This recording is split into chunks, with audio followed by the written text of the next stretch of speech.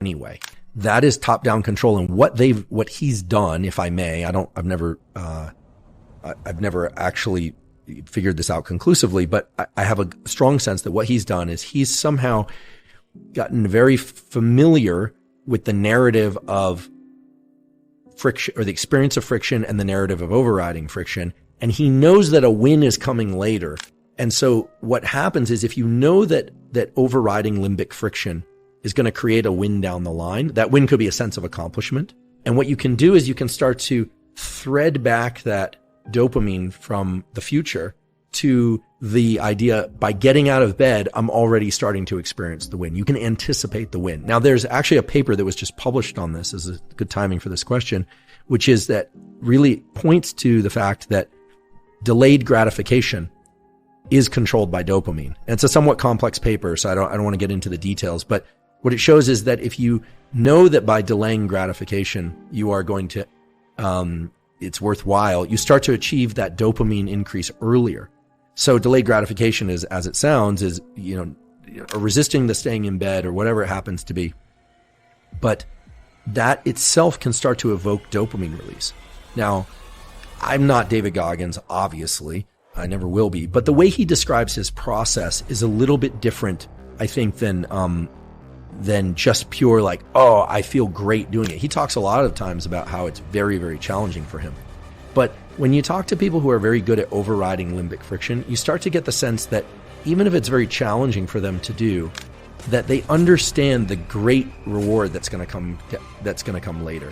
And I think for a lot of people, the challenge is they haven't experienced, or they can't see the win and experience the win. And so it's very hard for them to override limbic friction. And I'm not talking about limbic friction as this mild little thing. Limbic friction it's like a booming voice throughout your brain and body of stay in bed, sleep is important. I heard on the podcast, sleep is important, stay in bed. And to override that requires an immense amount of what we call willpower, but willpower is top-down control. I mean, if you could get all your sustenance without having to venture out too far, why would you go any further?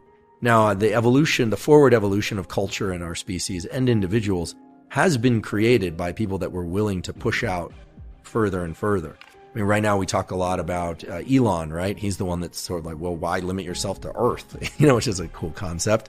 But this exists in every domain, as you know. Rich Roll, our good friend, anytime we overcome doubt, challenge, internal doubt and challenge, we're engaging these mechanisms. It's a skill, and there's neuroplasticity in this circuit. That's the thing that's often not discussed, is that the ability to focus is enhanced by forcing yourself to focus. The ability to sleep is enhanced by getting better at relaxing and turning off thoughts. And the ability to override limbic friction can only be created one of two ways. One is to increase your overall levels of alertness through dopamine and norepinephrine. That's why people take Adderall and Ritalin, drink caffeine, smoke nicotine in order to get more alert. They're biologically hacking their way into the system. I think it's beautiful when people can psychologically, I always imagine scruffing myself, like you'd scruff an animal, or you'd scruffing myself and forcing myself into it. Because for me, it helps to third person myself. What I'm talking about is third personing oneself in service to overriding limbic friction.